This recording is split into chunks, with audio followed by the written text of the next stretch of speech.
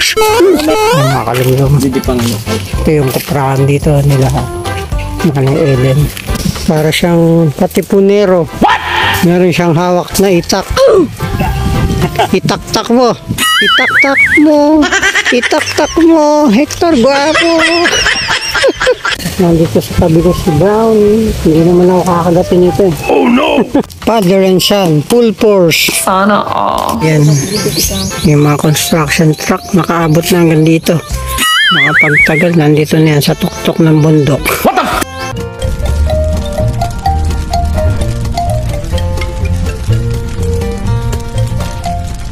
Kami nga ay muling babalik sa bundok mga kalumlum at kasama ko sa pagpunta sa bundok si Tatay Henry at si Hector Prinstor. Nandito ulit kami sa Malipo, nag-stop over. Bumili ulit ng gulay si Tatay Henry. A few moments later. Pagdating namin dito sa bundok ay meron kaming nakitang mag-inang baka. At ito yung maliit na baka. Nakakatakot, parang gusto nga akong suwagin. Akala siguro nakakulay pula ako kahit ang suit ko naman ay may kulay orange. Hindi ko alam kung kursunada niya lang talaga makipaglaro o talagang kursunada niya akong suwagin. Lumalapit eh. Baka manuwag. Pagpagin kita sa tipa. Ha? Tubon? Siyamin?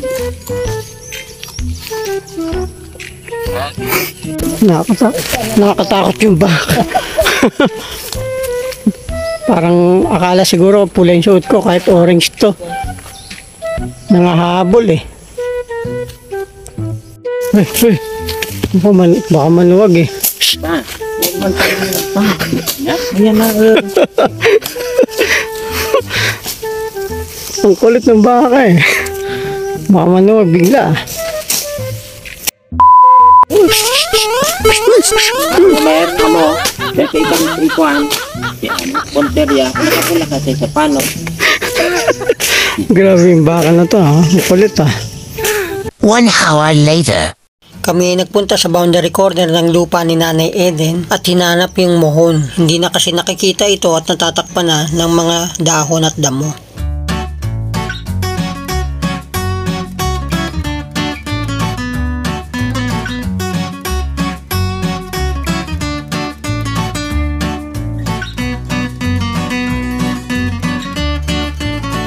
Nagturok ng kahoy si Tatay Henry sa tabi ng mohon para magsilbi itong palatandaan at nang madaling makita kung saan ang boundary corner ng lupa. At kami nga ay muling naglinis dito sa bundok mga kalumlum.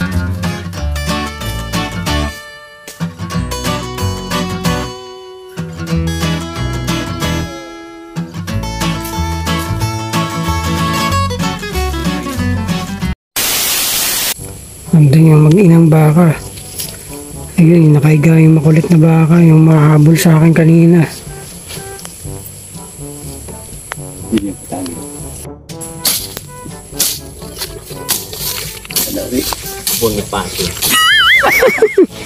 Para ka lang siyan yan.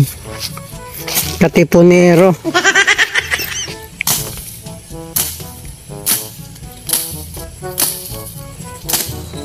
2 hours later. Ayan na, nililinisan yung paligid ng nyog para walang mga ligaw na dahon sa paligid. 3 hours later.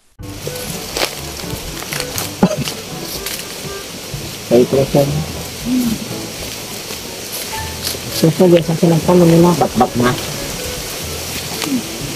Susunod yung gano'n na.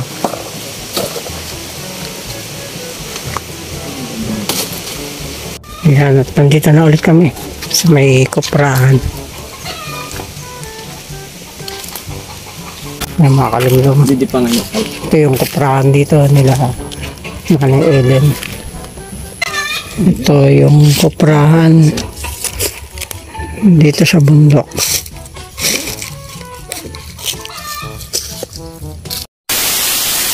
Magla-lunch muna kami dito sa bundok.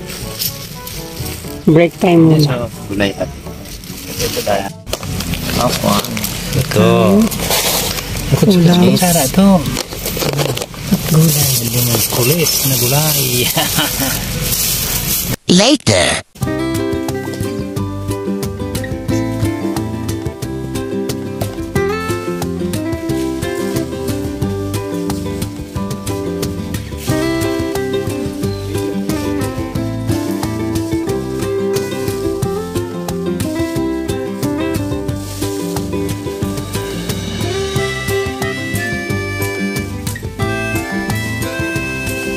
Ngayon mga kalumlum, dito naman kami sa area na ito. Ayan. At hanggang dun. Yun at andyan sila Dexter. Ang bilis na nila nagawa yung kubo. Ngayon meron na kaagad na ano. Pwede na lagyan ng alahaw. Ayan. Ang galing.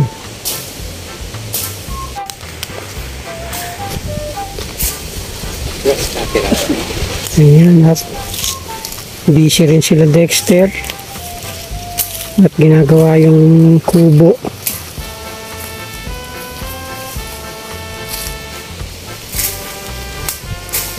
Busy rin si Hector Hector Guapo. Para siyang katipunero. Meron siyang hawak na itak. Itaktak mo. Itaktak mo. Itaktak mo. Hector Guapo. Itaktak mo. Pati raw nagkampo dito ang mga sundalo. Kaya ito meron ditong mga simento. Malalaki. Ito pa oh. Kampo yan dati. Kampo raw to ng mga sundalo. Hindi kaya nicho ng mga patay na sundalo. Oh no! Rest in peace, soldier. Meron na kagad pang bubong. Ang galing. Ang bilis nila Dexter magkabit.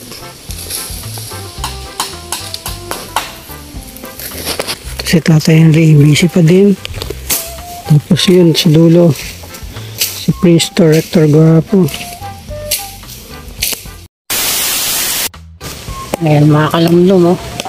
Si Prince Hector Guapo. Pinakataga yung ano, isang pirasong nakatulos sa kahoy, oh. Tinaga pa, puputulin lang pala ng daliri. Tinamitan pa ng itak.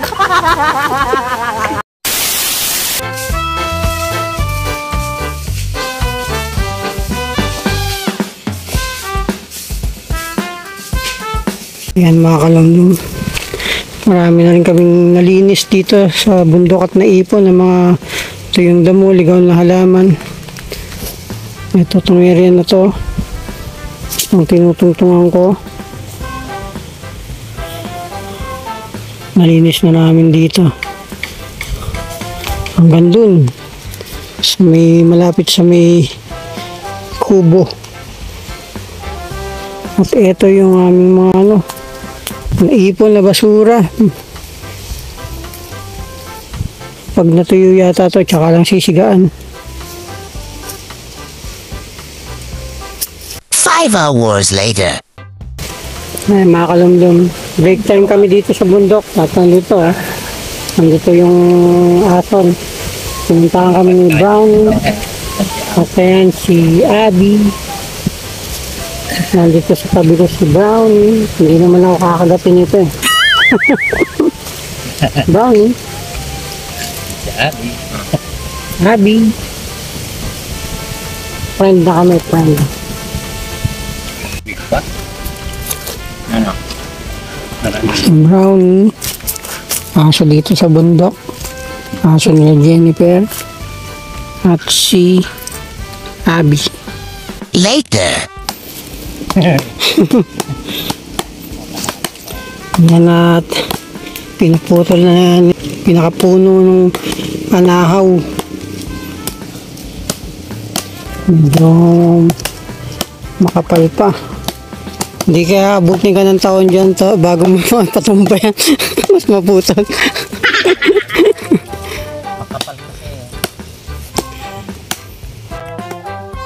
At nakipaghalinhinan na rin ako kay Prince Hector Guapo para mapabilis na tagain ang katawan ng puno nitong malaking anahaw.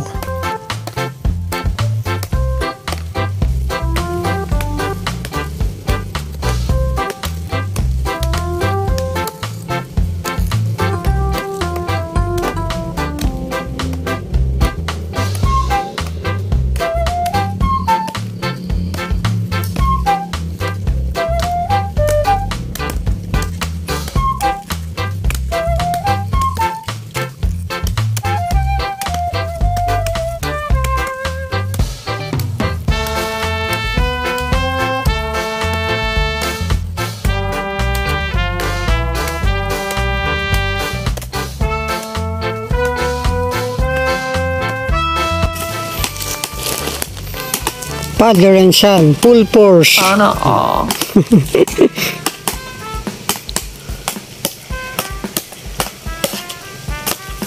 Naitumba na yung isa. 1-3 down. 1 to go.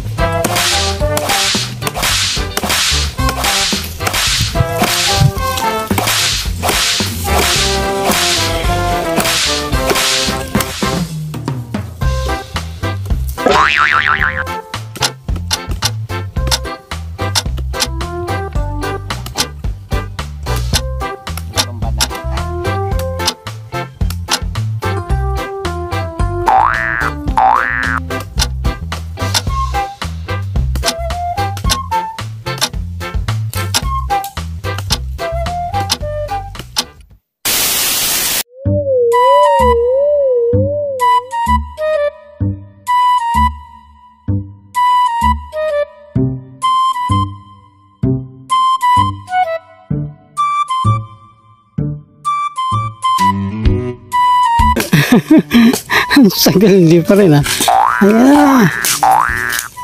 Timber. Ayan na, at nag-timber na siya. Oh.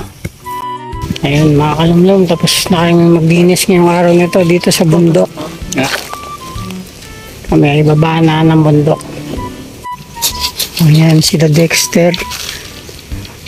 At ito na yung bahay kubo. Ang bilis. Meron na kaagad bubong.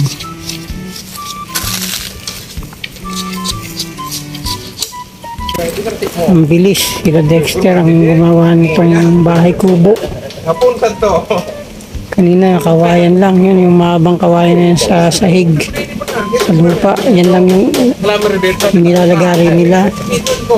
Ngayon, ayan, nakaporma na yung bubong. Anahon na lang, okay na yan. Yan. Yung mga construction truck, nakaabot na hanggang dito. Makapagtagal, nandito na yan sa tuktok ng bundok. Naka-ready na rin ulit kami. Yan, yung mga gamit, itinasali na ni Tatay Henry sa kanyang motor.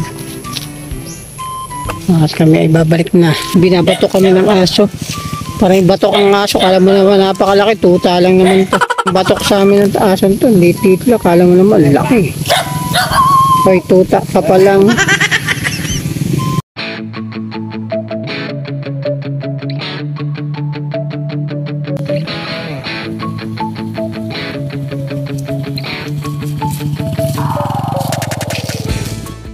Welcome to our channel, mga